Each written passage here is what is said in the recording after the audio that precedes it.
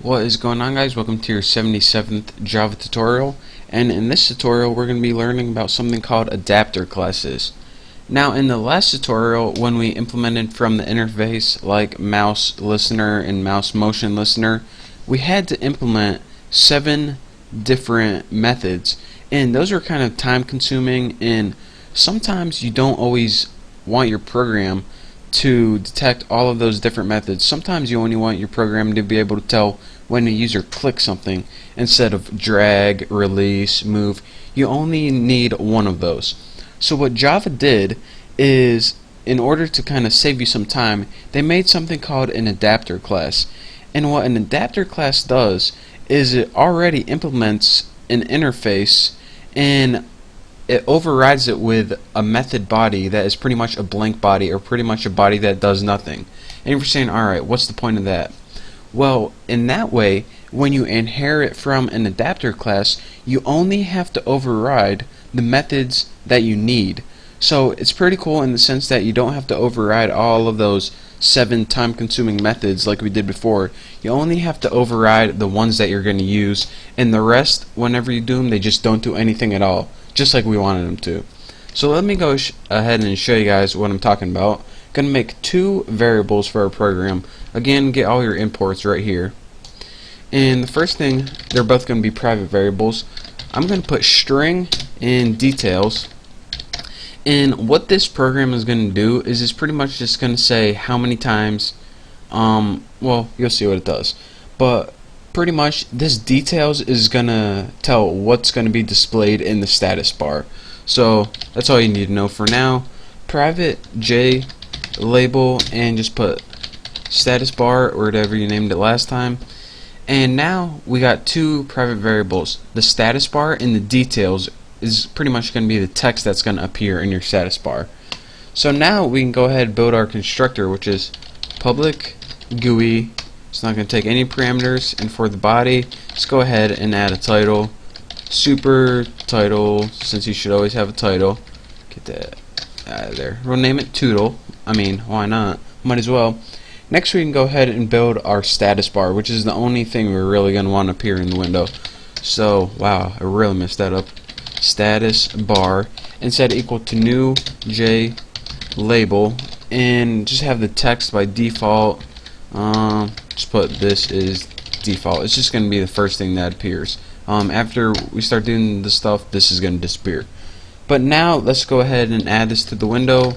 We'll put add status bar, and of course go ahead and put like border layout dot south, and now there we go. It'll appear at the bottom of the screen if you put south. We'll be going over that later. And now we need to add, of course, the mouse listener,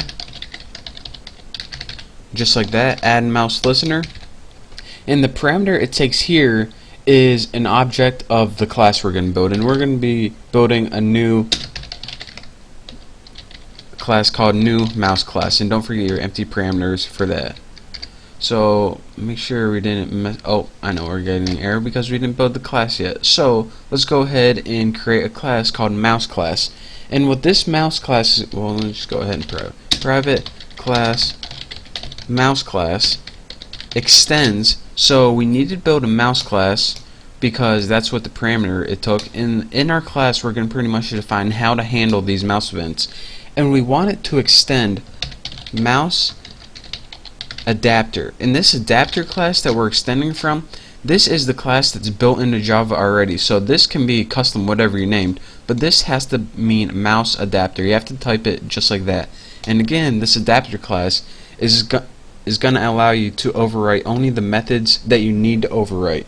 So let's go ahead and first, the only thing we're going to want to be working with is public void mouse clicked. That's the only thing we care about when they click. We don't care when they drag or anything else like that. So put mouse event. Oh my god, can I not type? I mean, seriously.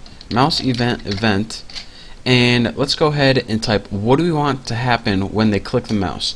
Well, let's go ahead and take those details right up here that we're going to have and put details, set it equal to string dot format, And let's go ahead and put something that takes 2 arguments. Put you clicked %d.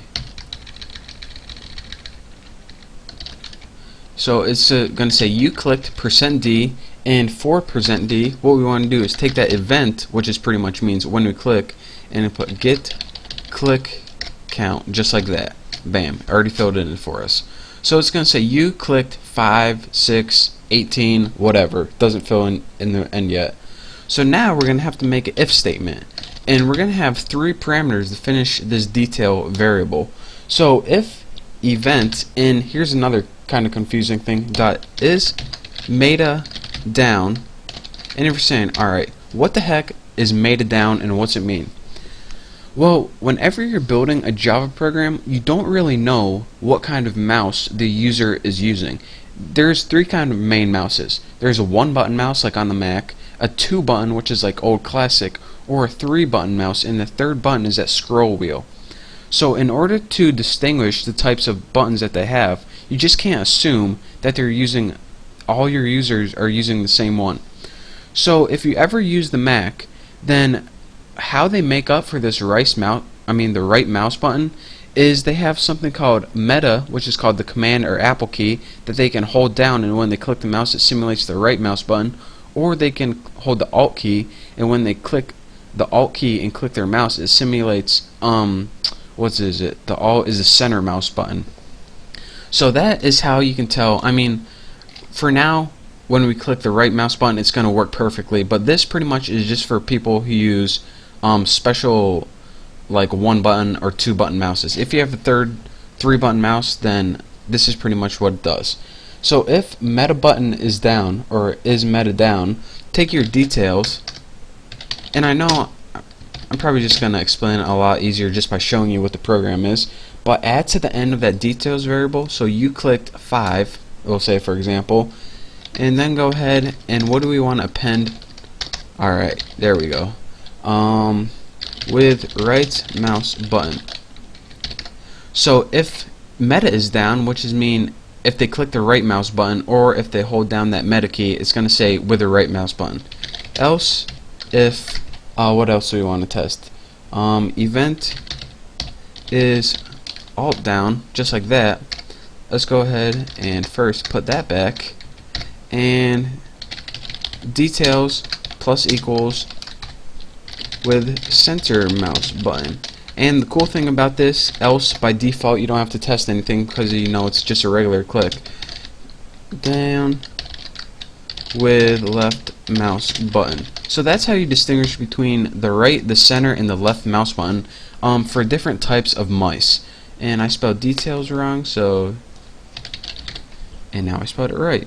So that's all we have to do. So now we have a variable called details, and it's a string. It starts with you clicked and it says a number and says with the right mouse button either, why did I put either? Why didn't I just put with?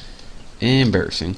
And then I pretty much, this is the beginning and one of these is the end of the string, and now all we have to do is add this to the screen. So put status bar set text, and for the text we're just going to write that details variable. So the status bar is going to set equal to the details variable, and now we can go ahead and run it and I can show you guys what it does. So it says this is default, which you put that by default, and I'm going to go ahead and click my left mouse button now. Look, click 1, 2, 3, 4, 5, and then if you move it and click your center, look what happens. Center, center, clicking with my center, or in other words my scroll wheel, and then go ahead and click with your right. And if you go ahead and move this, then it's actually a new event. So if you want to make your things go up, you got to stay in the same place. If you're moving it, then it actually is a move event, so that's why it resets.